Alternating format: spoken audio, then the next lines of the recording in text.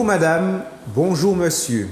Je vous souhaite la bienvenue dans cette nouvelle édition dans Plaisir de lire sur Zouk TV comme chaque mercredi après-midi. Et comme chaque mercredi après-midi, j'ai la possibilité, la joie, le plaisir de recevoir un amoureux, une amoureuse de la lecture. En l'occurrence, ce sera une amoureuse de la lecture, je dirais même une très grande amoureuse de la lecture, une passionnée, je ne trouve pas les termes. Bon, vous allez la reconnaître. Donc, nous disons bonsoir. Oui, bonsoir Ludovic, et puis bonsoir à toutes et à tous, vous qui nous écoutez avec passion aussi, hein, parce que bon, la passion, si elle est partagée sur la table, elle est aussi partagée en dehors de nos studios. Et je remercie l'équipe technique et puis Monsieur Granier, le responsable de la radio, de l'honneur qu'il me fait de venir régulièrement faire part de, je dirais, de ce plaisir de lire qui est un plaisir du voyage. Parce que le séjour, on va parler de Montaigne et des voyages. Ce serait bien. Intéressant. Ouais. Alors, tu nous as dit pas mal de choses, mais c'est vrai qu'il y a des téléspectateurs qui ont l'habitude de nous suivre, mais il y a des téléspectateurs qui doivent se dire, c'est qui cette dame? Eh bien oui, voilà. Eh bien, Marie-Laurence Delors, moi, j'enseigne la philosophie en classe de terminale, et donc je fais un petit coucou à tous ces jeunes qui préparent le bac, pas seulement le bac général, mais le bac professionnel, et puis le brevet des collèges aussi, d'accord? Donc je leur souhaite un bon courage, et bon courage aussi aux équipes, parce que bon, oui, ça demande beaucoup de boulot et beaucoup de bienveillance, d'accord? Donc on connaît le mot de bienveillance, donc beaucoup de bienveillance entre enseignants, je vais dire, pour changer. On en a besoin. Merci beaucoup Marie-Laurence. Donc, comme chaque mercredi après-midi dans Plaisir de lire, nous avons la possibilité de voyager. Donc, Marie-Laurence nous a déjà mentionné le terme de voyage. Donc, est-ce que ce sera un voyage dans le temps, dans l'espace ou dans la pensée? Je n'ai aucune idée, mais elle va nous le dire. Donc, de quoi veux-tu nous parler aujourd'hui, Alors, Marie-Laurence? avant de vous parler de Camus, parce qu'il va s'agir de Camus, je voudrais faire quand même deux observations. La première observation, c'est concernant la tradition. Pourquoi j'ai décidé de dire un mot sur la tradition? Parce que, la nature et la culture, ça fait partie du programme de philosophie, mais aussi parce que nous entrons dans une période, nous avons eu la tradition du carnaval, on a eu la tradition de Noël, et là nous avançons pour la tradition de Pâques. Alors qu'est-ce que c'est que cette tradition?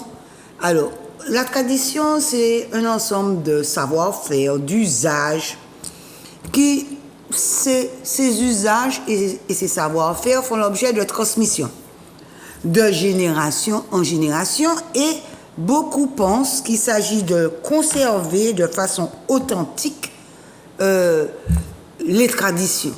Or, quand on regarde, on prend l'exemple de la tradition du carnaval. Le carnaval, c'est une tradition importée d'Europe. Et ça, beaucoup de gens ne le savent pas. C'est-à-dire que on a gardé cette tradition venant d'Europe et on l'a aménagée avec nos propres figures du carnaval, par exemple Marianne Napofig, Malpropre, parce qu'à l'époque, c'est vrai qu'il n'y avait pas le tout à l'égout, et donc par conséquent, les gens mettaient leur bac dehors. Donc c'est ça. Donc la tradition prend aussi, on l'a aménagée. Ça veut dire, en quelque part, que la tradition n'est jamais figée. C'est d'ailleurs ce que dit le sociologue Pouillon quand il dit que la tradition, c'est pas toujours ce qui a été. Ce n'est pas un simple produit du passé, mais c'est aussi une réinvention, une invention. Et pourquoi? Parce que ça veut dire que chaque génération apporte sa touche pour le carnaval.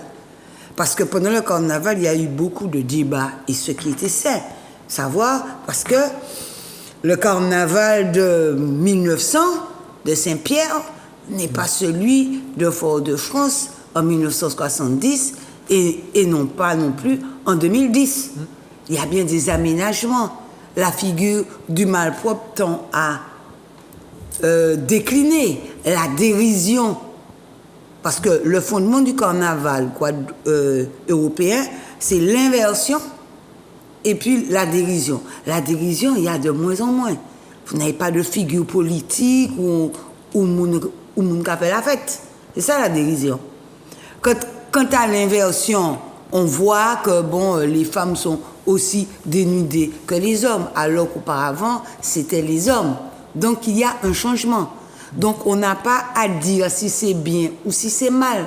On a à savoir si il y a eu débat au sein des associations, au sein de la communauté civile, et puis on décide d'aménager tel type de carnaval qu'on veut. Autrement dit, c'est ça que ça veut dire. Une tradition n'est jamais figée.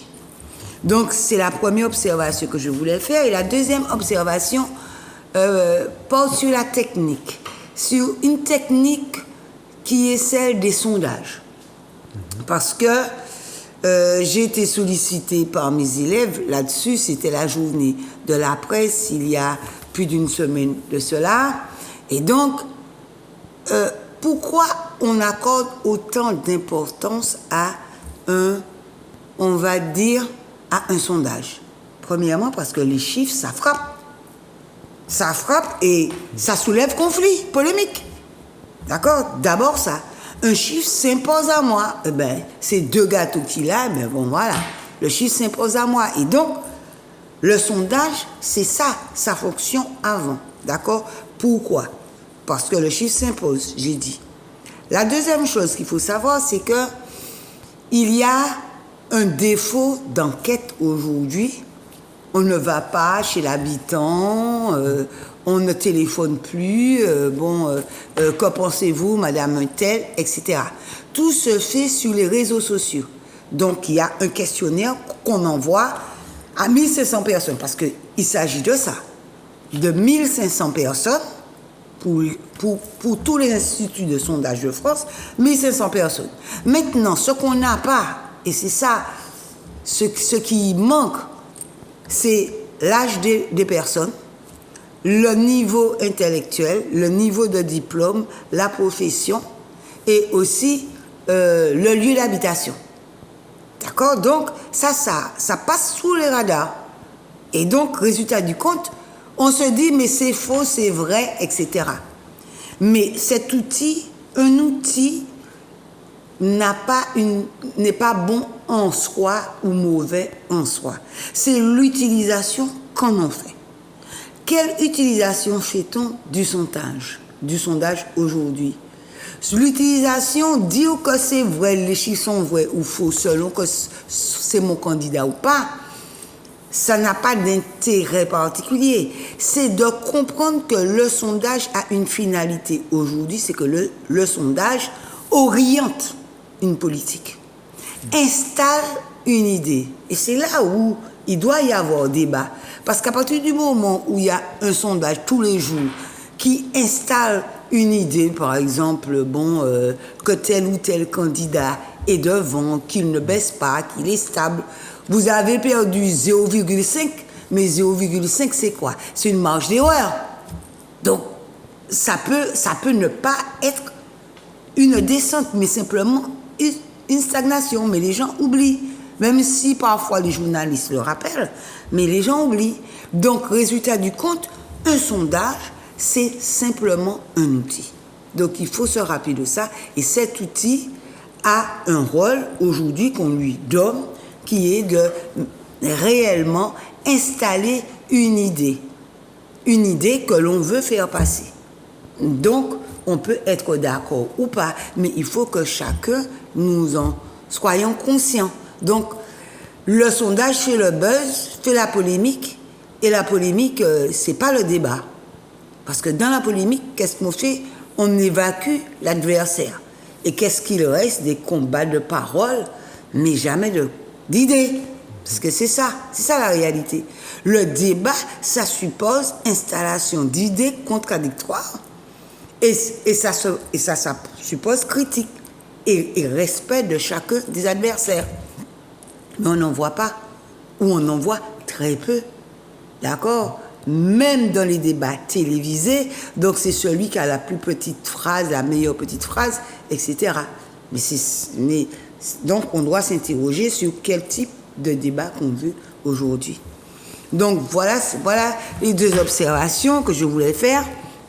Donc maintenant nous allons voyager avec Camus. Alors pourquoi j'ai choisi Camus? Parce que Camus, c'est un auteur algérien et je dirais qui a marqué son époque. Parce que Camus, c'est pas n'importe qui. Pendant longtemps, il a bagarré pour être reconnu comme philosophe. Mais il a d'abord été reconnu comme romancier, puisqu'il a eu le prix Nobel de littérature en 1957. Alors, qui est cet homme qu'on appelle Camus?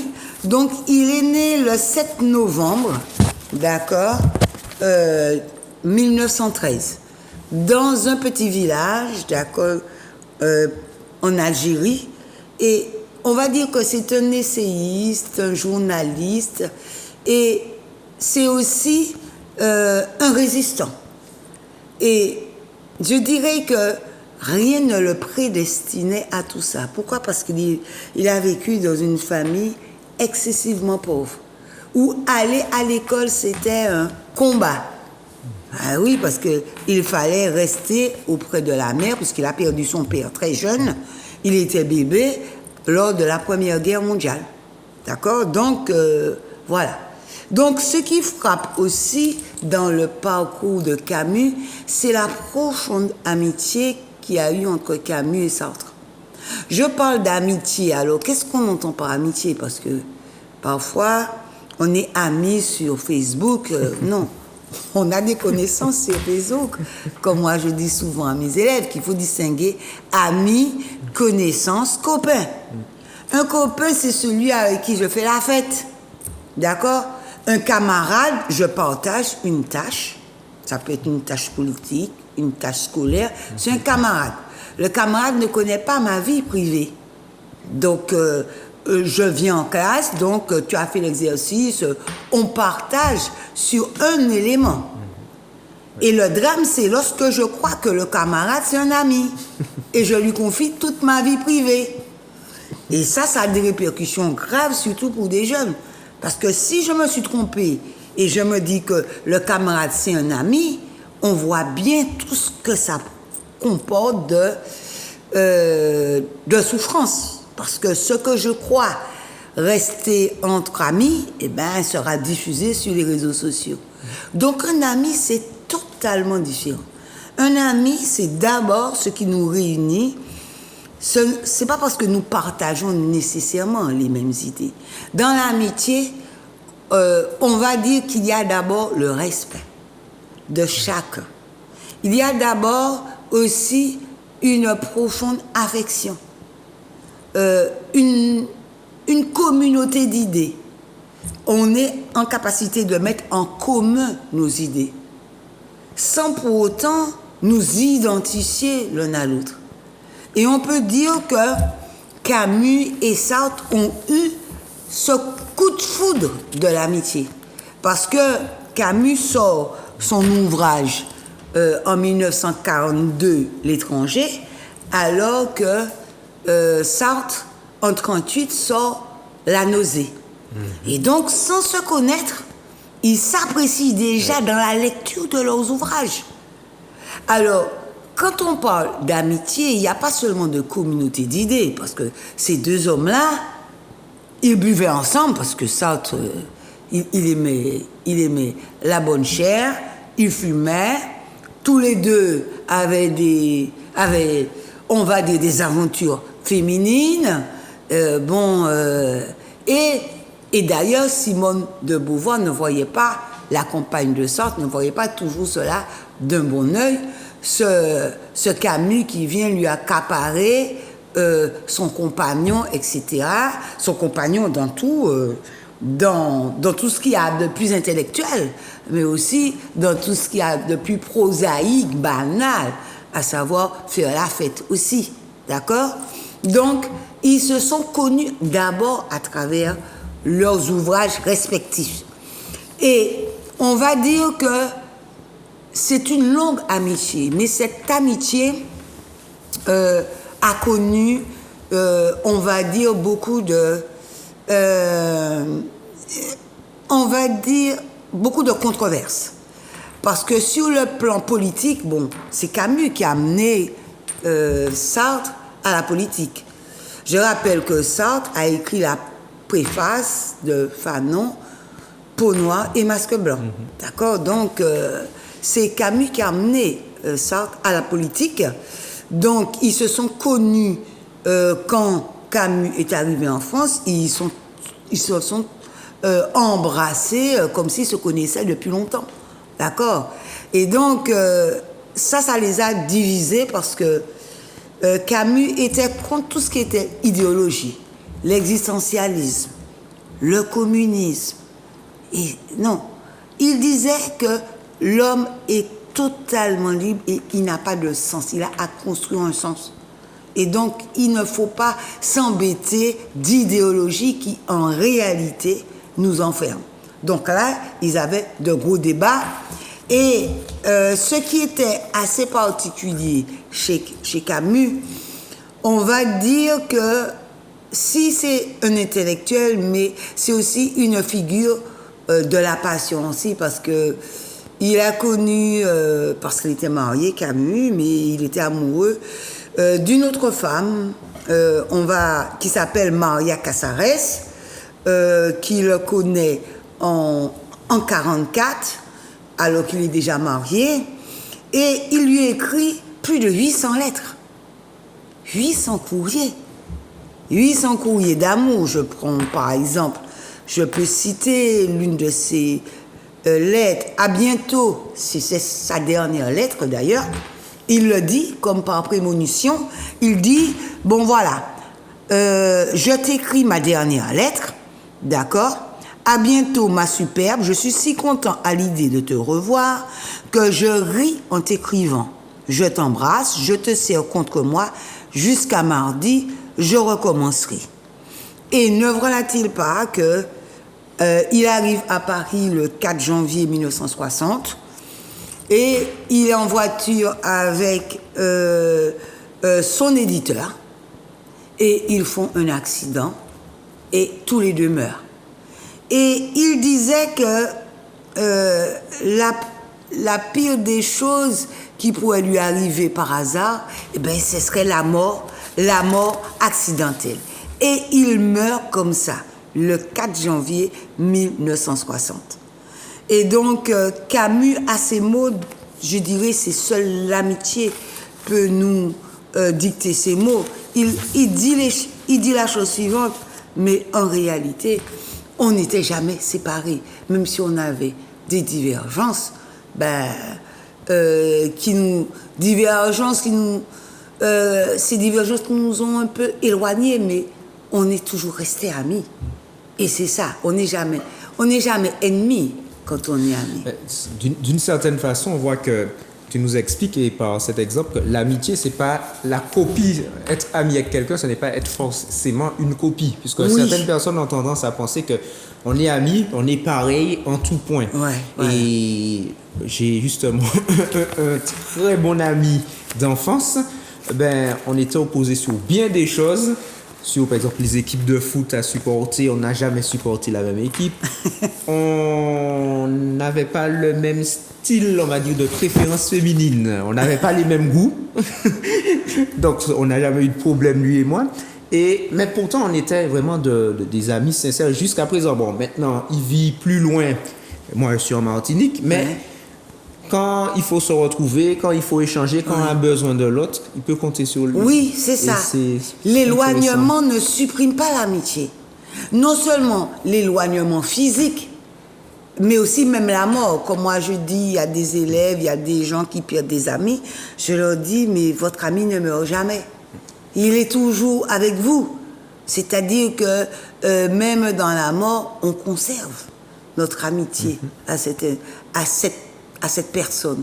Donc, je crois que s'il y a quelque chose de très profond et de très durable, c'est l'amitié. Parce que dans l'amitié, c'est vrai qu'il n'y a pas la fusion des corps comme dans l'amour, mais il y a des émotions puissantes. Ces émotions puissantes sont pas seulement physiques, elles sont intellectuelles. Il y a vraiment, je dirais, une attention et un respect profond. Le respect, ça passe par une forme d'admiration. Ça ne veut pas dire que cette admiration, eh ben, tout ça qu'on a fait, mon cabret, et puis même si vous faites mal, bon, mon pays d'où ça mal. Non, au contraire. Dans l'amitié, on est capable de dire, bon, eh ben, sur ce point-là, je ne te suis pas. D'accord? Et c'est ça. Il y a dans l'amitié une véritable sincérité à l'autre. C'est un devoir de sincérité. C'est un devoir de vérité. D'ailleurs, je dirais que dans l'étranger, Meursault, par exemple, eh ben, c'est la figure de celui qui ne sait pas mentir. Et c'est parce qu'il ne sait pas mentir qu'il est condamné. Donc, je déduis qu'aujourd'hui, tu vas nous parler de l'étranger? Non, je déduis qu'aujourd'hui, non, c'est pas de l'étranger, mais c'est de la peste. La peste, d'accord. Alors, la peste. Alors, la peste, c'est un ouvrage que Camus, il écrit la peste, on va dire en 1947. La peste, c'est d'abord un roman philosophique. Donc il y a deux raisons. La première, c'est que finalement, il décrit dans la peste à la fois la ville d'Oran qui subit l'épidémie, mais en même temps, c'est une manière aussi de parler du nazisme. D'accord? Alors, on est surpris dès le départ par la présentation de la ville. Parce que la peste, c'est un fléau.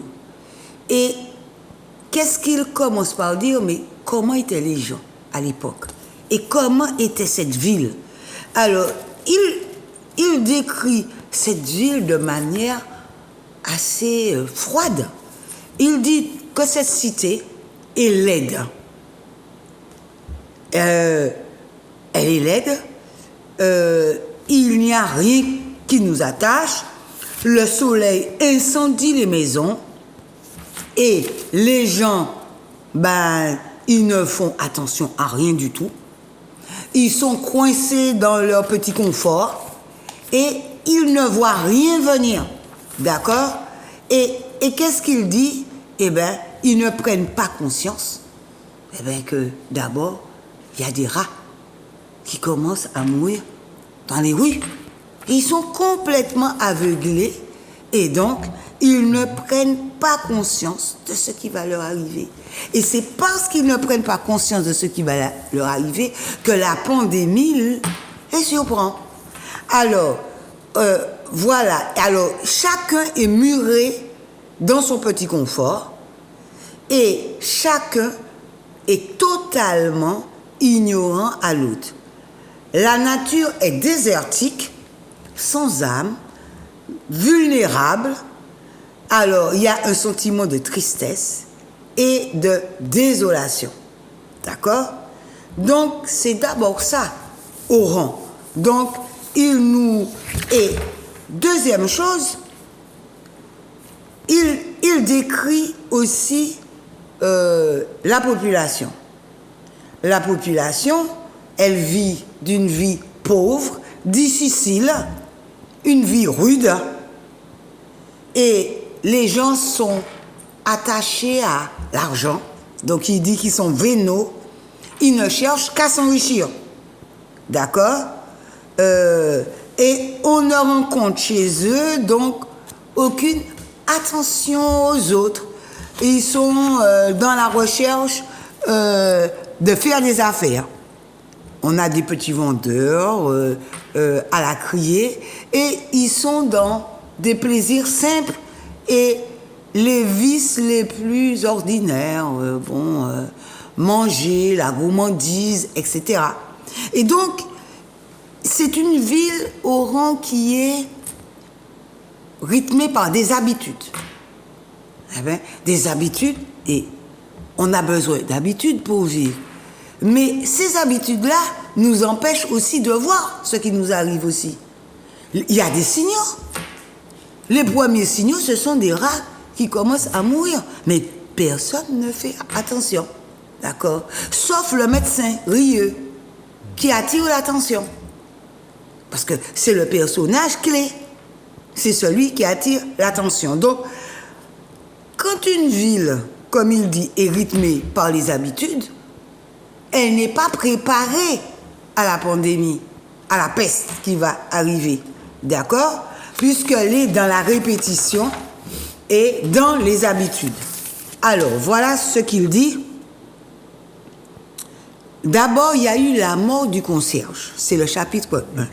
La mort du concierge, il est possible de le dire, marqua la fin de cette période, on va dire déconcertante, où chacun va à ses occupations. D'accord? Parce qu'il ne savait pas de quoi il était mort. Donc, il est mort. Donc, on se dit, bon, c'était la vie. Et on continue les habitudes. Et au fur et à mesure, l'ennui et la torpeur, saisit cette ville dans l'attente de la rupture.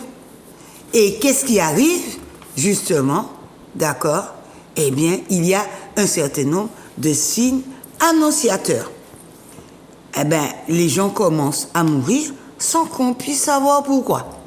D'accord? Et on se dit, mais qu'est-ce qui se passe? Est-ce qu'on n'est pas là dans une maladie, on va dire, sans importance? D'accord? Les gens continuent à travailler. Et des gens continuent à mourir. D'accord? De façon tout à fait impersonnelle. Et c'est le médecin qui attire l'attention des gens. Et on lui dit, mais pourquoi voulez-vous? De quoi avez-vous peur? D'accord? Mais c'est dans l'ordre des choses que les gens meurent. C'est dans l'ordre des choses. Donc, personne ne croit. On est dans, on va dire, le déni total de la maladie. Pourquoi? Parce qu'on ne veut pas rompre avec ses habitudes. Parce qu'on a des habitudes. Et qu'est-ce qui va entraîner justement cette prise de conscience? Comment on passe, comme tu dis, de ce déni à tiens, c'est quelque chose de sérieux. Malgré les morts, il y a le déni. Qu'est-ce qui fait qu'on peut prendre conscience? Qu'est-ce qui peut... Oui, alors, c'est d'abord, dans le cas de la peste, c'est d'abord le récit que font les autorités, parce que les autorités interviennent pour comptabiliser le nombre de morts. D'accord? Alors, il y a de ceux qui disent, ah non, ils exagèrent, quoi. Ils veulent nous empêcher de vivre, etc. D'accord? On veut continuer. D'accord? Donc, les autorités donnent avec précision, une précision presque administrative, le nombre de morts. D'accord? Et donc, mais sans dramatiser. Parce qu'il ne s'agit pas de dramatiser, parce que les gens ont peur, il faut continuer la vie. D'accord? Et c'est parce que, justement, l'intervention du médecin qui sonne, qui dit, oui, il y a des chiffres là, mais il faut absolument, n'est-ce pas, prendre en compte cela. Et parce que le nombre de morts augmente. Et donc, on se dit, mais pourquoi les enfants meurent? Parce qu'il y a des enfants qui meurent. On est alerté par ça. Quand ce sont des vieux qui meurent, on dit, ce sont des vieux, c'est dans l'ordre des choses. Mais à partir du moment où des jeunes meurent, eh bien, on se demande, qu'est-ce qu'il fait? C'est pas normal. Que sans raison. D'accord? Et on voit les rats dans la ville, et on se dit, mais qu'est-ce qui se passe? Donc, passé la phase de déni, il y a une prise de conscience plus ou moins confuse. Ouais. Et cette prise de conscience vient non seulement parce que les autorités administratives, égrènent le nombre de morts comme on a eu l'occasion de le faire lors de cette pandémie, mais aussi parce qu'il y a la parole du médecin. Mais en même temps, les gens n'y croient pas beaucoup. C'est-à-dire qu'ils sont dans une attitude d'ambiguïté. Et donc, ils se disent, on pourra toujours trouver, docteur Rieu, un médicament. Qu'est-ce que vous dites? Mais docteur Rieu leur dit, mais écoutez, on tente un traitement. Autrement dit, la médecine ne peut pas tout. Donc, on est dans l'attente du traitement. Il faut attendre. Il faut attendre pour savoir si l'enfant passe la nuit. Autrement dit, la médecine n'est pas quelque chose de magique. Donc, il y a comme une forme d'impuissance aussi du médecin. Et c'est cette forme d'impuissance que certains, dans le roman, ne comprennent pas. Oui. C'est très intéressant ce que tu nous dis. Alors, ce roman a été publié en 1947. En 1947. Je trouve ça très intéressant. On peut oser, aller un petit peu oser des comparaisons mais avec bien évidemment. Une thématique plus contemporaine, dans le sens où quelque chose se passe, il y a un déni, il y a le travail des autorités, une participation. Et j'ai bien aimé ce que tu as dit tout à l'heure concernant la mort impersonnelle. Une mort qui touche des personnes, mais qui touche au loin. Oui. Et ce n'est que quand peut-être, malheureusement, la mort est plus personnelle, pas soi, mais peut-être des proches, des amis proches ou de la famille. Oui, tout à fait. Mari, femme, enfant. On se dit, as bien saisi ça. Il y a quelque chose. Oui, voilà. C'est ce qui attire l'attention. Tant que c'est l'autre qui meurt, l'autre, c'est pas moi. C'est parce que peut-être qu'il était malade, il était vieux, et puis ces gens-là, on les connaît, ils boivent, il y a toutes sortes de raisons qui expliquent. Donc, tant que la mort, c'est la mort de l'autre, la mort reste étrangère, nous reste étrangère, impersonnelle. Mais quand elle se rapproche, et quand en plus elle touche des jeunes sujets, on se dit, mais qu'est-ce qui se passe? D'accord? Donc, et quand le voisin, la voisine, derrière, devant, c'est là aussi. Et là, la panique, voilà. Et on veut trouver un médicament, d'accord? Donc, ce qu'on a laissé de côté ou a dénié, c'est comme si c'est le soleil qui nous aveugle brutalement. C'est-à-dire qu'on se dit, oui, mais pourquoi on n'a pas vu? On l'a pas vu parce que, justement, c'est pourquoi le début du roman, il insiste sur quel type de vie que les gens avaient. Une vie ordinaire, totalement, qui exclut totalement l'autre. Et c'est là où la question de l'absurde apparaît. Autrement dit, Camus, c'est celui qui théorise avec Sartre, l'absurde. L'absurde, c'est quoi? C'est quand on dit que, l'existence humaine n'a pas de sens a priori. Il y a deux choses qu'il faut combattre, dit Camus, concernant l'existence, croire qu'on peut de façon magique à donner de l'existence un sens à son existence, ou encore on croit qu'on peut tomber dans des plaisirs. L'existence n'a pas de sens en soi, c'est là où ils sont, on va dire, ils se rapprochent, sauf que Sartre disait que, on peut trouver le sens de son existence dans un engagement politique. Et là, lui, il dit niet. Autrement dit, il faut lutter. Et tu ne sais pas, même en luttant, si tu vas gagner. C'est ce qu'il dit, Camus. Et c'est pourquoi il écrit le mythe de Sisyphe, d'accord? Sisyphe a été condamné parce qu'il a défié les dieux, d'accord?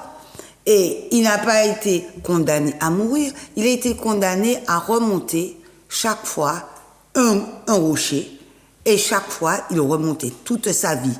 Et qu'est-ce qu'il dit, Camus? Il dit que Sisyphe, finalement, malgré sa routine, c'est un homme heureux. Pourquoi? Parce que il trouve du sens à ce qu'il fait. Et j'ai été quand même très très surprise et agréablement parce qu'il y a une prof agrégée de philosophie qui a écrit sur Camus et elle disait dans le pourquoi Camus, c'est que son professeur de philosophie lui a donné un extrait du mythe de Sisyphe. Et elle qui avait des idées suicidaires, d'accord, eh bien d'avoir lu, eh bien ça lui a redonné force. Pourquoi? Parce que la figure de Sisyphe, on se dit, mais on fait toujours la même chose, c'est la routine, on en a marre. Non. Eh bien, qu'est-ce que Sisyphe nous apprend? Eh bien, c'est dans la lutte.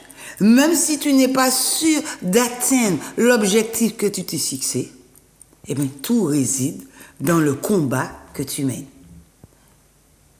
Même si tu n'as pas, en réalité, je dirais, la finalité de ton combat. Et c'est là la distinction entre Sartre. Sartre disait qu'il y a une finalité, c'est l'engagement politique. Et lui, il dit, c'est la lutte. Il faut jamais cesser de lutter. Et on voit ça, je dis ça toujours, lorsque les gens veulent enterrer trop vite ceux qui souffrent de maladies graves. Ils se disent, bon, ouais, elle n'a pas ou il n'a pas beaucoup de temps à vivre. Je dis, mais qu'est-ce que vous en savez, vous? Vous en savez quelque chose, vous? Mais non, c'est la personne qui décide. Donc, si elle continue son combat, même si son combat dure 1 mois, c'est 1 mois qu'elle a eu. Mais c'est son droit. Maintenant, si tu n'as pas envie de te battre, tu te bats pas. Mais vous ne pouvez pas condamner une personne avant. C'est pourquoi le rôle du médecin, c'est d'accompagner jusqu'au bout. Maintenant, si vous dites au médecin, stop, pas d'acharnement, bah, il est en droit de vous entendre. D'accord? Mais si vous avez décidé de lutter, ben oui. Donc, c'est la figure que défend Camus, c'est dans la lutte qu'on se construit. Même si on n'a pas une vision claire de où l'on veut aller, mais on se construit dans la lutte. Donc, c'est une figure positive, Sisyphe. Donc, c'est pas parce qu'on fait tous les jours les mêmes choses, parce qu'un enseignant, c'est tous les jours les mêmes choses, c'est le même programme, même si les élèves changent chaque année, mais les programmes ne changent pas. Il faut trouver du plaisir dans ce qu'on fait. Il y a de ceux qui ne supportent pas. Hein. Ou on peut prendre l'exemple d'une personne qui se lève le matin, qui, je sais pas, dépose les enfants à l'école, va travailler, retourne, fait le repas, se couche, retourne. La même routine. Donc, elle peut se dire c'est la même chose. Oui, c'est la même chose. Je ne progresse pas. Oui, voilà. On peut se dire ça. Alors que là, il dit non, il est bien heureux. Pourquoi? Parce que chaque fois, il fait un effort. Et chaque fois, l'effort devient plus important parce que les bras, ils sont fatigués. Hein? D'accord? Et donc, il a gagné sur son corps. C'est un combat contre la fatigue du corps. Donc, la mère ou le père qui se réveille le matin et qui a la même routine, c'est un combat. Parce que mais il y a peut-être la même routine, mais chaque routine est accompagnée par un corps différent. Un corps, même un esprit, un mental différent. Oui, parce que même si je vais me baigner à la mer et dans un fleuve, on ne se baigne jamais, dit Héraclite, dans le même fleuve ni dans la même mer, puisque l'eau s'écoule. Oui.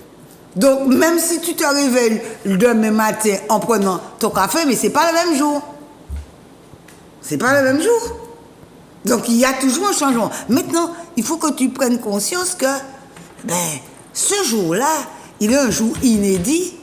Et parce qu'il est inédit, c'est-à-dire nouveau, il faut le prendre comme du nouveau, même si tu peux le meubler par des choses qui sont routinières. D'accord? Donc, c'est ce qu'il dit Camus dans le mythe de Sisyphe et dans sa théorie de l'absurde. Oui. Donc nous pouvons dire, alors, j'ai appris l'exemple. Moi, j'aime bien le chocolat le matin. Je ne bois pas de café. Moi, c'est le chocolat. Donc, quand je prendrai le chocolat, même si j'ai l'habitude de prendre mon chocolat le matin, je suis une autre personne parce que c'est une autre journée. Même si je pourrais peut-être les premières heures faire les choses de la veille. Oui. Mais j'aurais progressé par rapport aux efforts, Oui. par rapport à ma façon d'aborder Oui. les problèmes, Oui. les personnes, etc. Voilà. Et donc, c'est cette note d'espoir qu'il donne. Et j'ai compris pourquoi cette professeure donc, qui écrit, c'est Madame Maïzo, qui écrit sur Camus, pourquoi elle a choisi d'écrire beaucoup sur Camus, parce qu'elle dit que Camus lui a sauvé la vie. Parce que elle, qui était mal dans son corps, mal dans sa peau, élève de terminale, eh bien, l'absurde, justement, c'est comprendre que l'existence a un sens. Maintenant, tu dois le construire dans la lutte, même si tu ne sais pas quel sens donner. Parce qu'il y a des élèves, par exemple, qui préparent Parcoursup là. Là, il faut qu'ils finalisent leur dossier. D'accord? Bon, il faut qu'ils disent clairement. Maintenant, ils ne peuvent plus rajouter des vœux. Là, ils finalisent. Donc, c'est vrai que tu ne sais pas réellement, mais il faut que tu prépares la route. Et c'est ce combat-là qu'il faut qu'on fasse. Alors, je ne sais pas s'il me reste du temps, pas trop, donc je voudrais terminer en lisant la fin. Il dit la chose suivante, les cris d'allégresse, parce que l'épidémie prend fin, Ouais.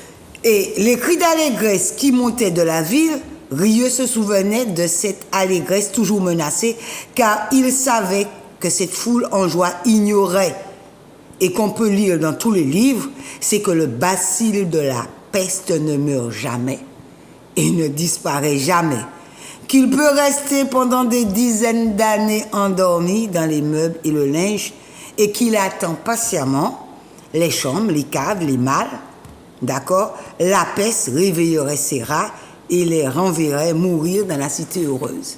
C'est-à-dire qu'il dit une chose, c'est que une pandémie,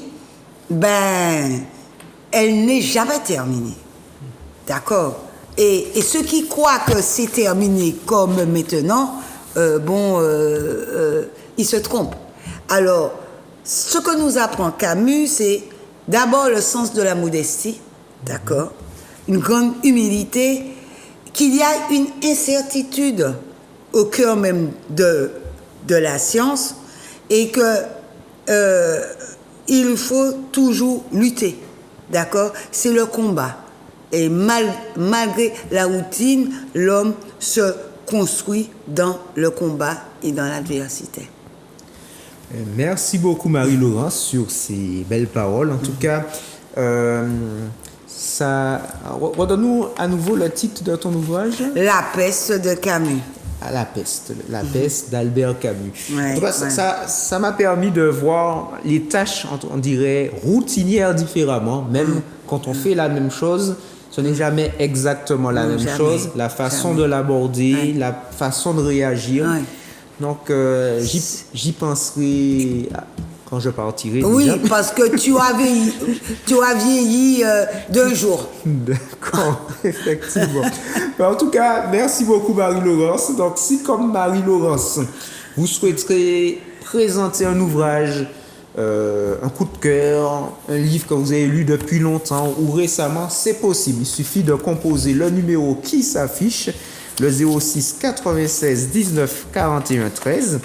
Et ce sera avec un immense plaisir que nous pourrons vous recevoir, aborder, peut-être réfléchir, voyager comme Marie-Laurence a fait avec nous. C'est possible. Donc, chaque mercredi après-midi, nous sommes là sur Zouk TV dans Plaisir de lire. Merci Marie-Laurence. Ouais, c'est moi qui te remercie. Toujours un plaisir de te recevoir. Et merci beaucoup, chers téléspectateurs, de nous avoir suivis. Je fais aussi un petit coucou à mon papa, dont c'est l'anniversaire aujourd'hui. Donc, je lui fais de gros bisous. Et merci à tous nos téléspectateurs. Et puis, je vous dis à très bientôt dans Plaisir de lire, mercredi 15h.